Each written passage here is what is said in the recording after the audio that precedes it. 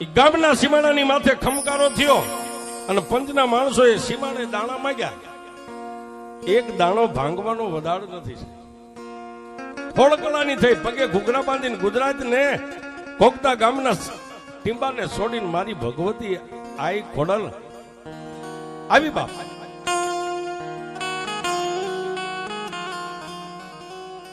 રાવણદેવ ડબર ડાક વગાડે, ગામનો ઢોલી ઢોલ વગાડે, ગામના પાથરમાંથી હામૈયા થયા. એ સાહેબ આખું ગામ હલકીને જોવા ભેગું થયું છે. કારણ કે આજ માં આવી છે ગામની માલિપા, જેના પાવન પગલા પડ્યા છે.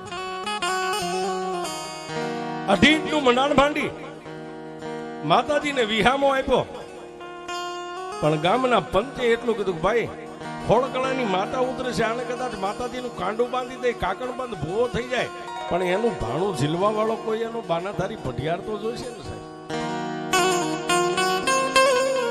એ સાહેબ બે ભાઈ હતા, બે ભાઈ નો પરિવાર હતો. એટલે પંચે કીધું કે એમાં તું આજ હોળકલાની થઈ અને જો આજ તું માતા અહીં ઉતરી હોય તો મારી તારા ભાણાનો ઝીલનાર, તારા સળી ઢાંકણીના વ્યવહારનો એ હાચવનાર કોઈ તારા બાનાધારી પઢિયાર. અને તેથી કુકા દાદા એ સાહેબ એક કંકુનો ચાંદલો કરી અને પથા દાદાના કપાળે આમ આંગળી અડે નો અડે ત્યાં મારી ગળધરાના ઘાટ વાળી ખોડિયા નીકળી.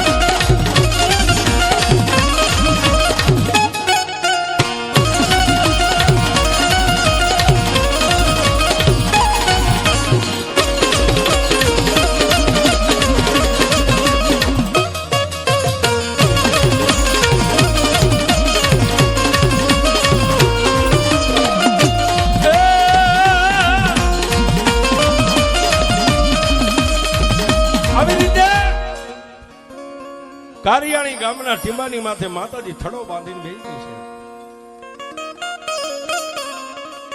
એ પછી તો કુકા દાદા ને પથા દાદા બોલે એ મારી ખોડલ આપે, ધાર્યું આપે, અરે અણધાર્યું મંડી ગઈ દેવા સાહેબ. કડવી વેલે જેમ કોઠીબા બે એમ પરિવારની માલિપા કુકા દાદા અને પથા દાદાના પરિવારની માલિપા વંશ વેલો મળ્યો હતો. ધીમે ધીમે ધીમે ધીમે ધીમે ધીમે ધીમે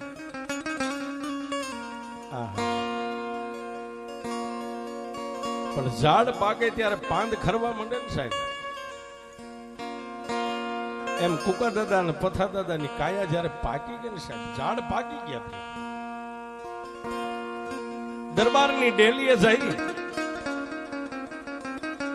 અને દરબારને કીધું કે બાપુ જય માતાજી. બે ભાઈના મોઢાની માથે નૂર નથી. ભરતા બાપુ ખાચરે એટલું કીધું કેમ ભાઈ આજ બે ભાઈ આમ અણહળા કેમ છો? બાપુ તમારા ગામનું, તમારા સીમ શેઠાનું, સીમાડા સુધીનું જો કદાચ અમારાથી કાંઈ પગીપણું પટાપણું કરવામાં કાંઈ અમારી કચાશ રહી ગઈ હોય ને, અમે બે ભાઈ તમારી માફી માંગીએ છીએ. અને બાપુ આ કેડે બાંધેલા પટા અમે છોડવા આવ્યા છે. હવે આ દેહનો ભરોહો નથી.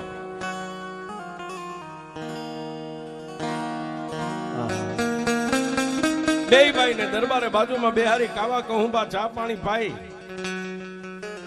અને સાહેબ એ સમયે જે કઈ એમને રાણી સિકાના રૂપિયા આપ્યા છે એમને બક્ષિસ ઇનામ તરીકે પછેડીની પેરામણી કરી. બે ભાઈને દરબારગઢમાંથી વિદાય આપી, પોતાના આંગણે આવી અને બે ભાઈ બસ પછી માતાજી મય જીવન બે કરી નાખ્યું.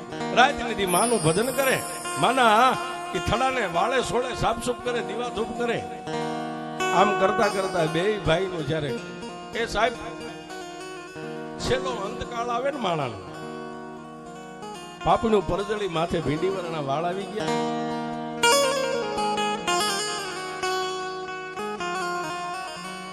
માતાજી ખોડિયાર ની સામે બેહી અને પંચમુખી હનુમાન ની સામે બેહી અને કુકા દાદા ને પથા દાદા તેથી એટલું કહેતા કે મારા બાપની દેવી, મારા વડવાના શરીર ઢાકણીના વ્યવહારની દેવ, મારી હવે આ દેહનો ભરોહો નથી. પંચમા ભૂતનું પૂતળું માટી માટીમાં ક્યારે મળી જાય તો મારી એમે ગયા પછી તારો મઢડો હું રે, તારો વ્યવહાર હું નો રે. મારી આ મારી વસ્તી બેઠી એમાંથી તને હોનાના હાડકા લાગે ને એનું બાવડું પકડી લે ને મારા બાપનું જોયું. બે ભાઈ આવી માની સામે વેદના કરે, બે ની આંખોની મારી પર ટપ ટપ ટપ ટપ આહુડા પડે. બાપ ફળાની માથે બેઠેલી મારી આઈ ખોડિયારના ફળાની આંખમાંથી આહુડા નીકળવા માંડે છે, કારણ કે એનું ભજન છે સાહેબ. આજ પણ આ કળિયુગ છે, છતાંય કુકા દાદાનો વ્યવહાર બોલાતો હોય છે. આ પરિવારનો વિઘાનો વડ કહેવાય, વડનું થળિયું કહેવાય છે. બે ભાઈ આવી રીતે માનું ભજન કરતા કરતા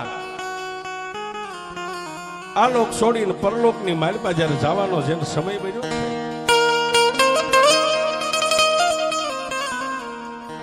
છેલ્લી ઘડીએ કુકા દાદાએ અને પથા દાદાએ પરિવારને ભેગો કરી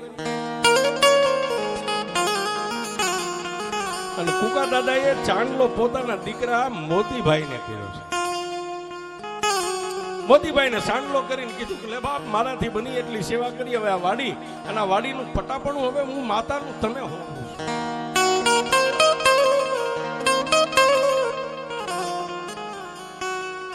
કુકા દાદાનો દેહકાળ થઈ ગયો. દેવના રથમાં બેહી અને જેને ખરગની વાટ લઈ લીધી છે. પાછળ થોડોક સમય જતા પથા દાદા પણ આલોક છોડીને પરલોકમાં જવાની જેને તૈયારી કરી છે, એને પણ કુકા દાદાની જેમ જ પોતાના દીકરાને બોલાવી અને પટિયાર પણ પોતાના દીકરા મોહનભાઈને મળ્યા. આવી રીતે બે આ લોક છોડી અને પરલોકની માલિકા વ્યા ગયા, વિદેશની વાટો લઈ લીધી. મોતીભાઈ અને મોહનભાઈ ભુવન પઢિયાર માતાજીનું જેટલું ભજન થાય એટલું કરે, બાના થડાને હાચવે, બાની પાસે બેઠા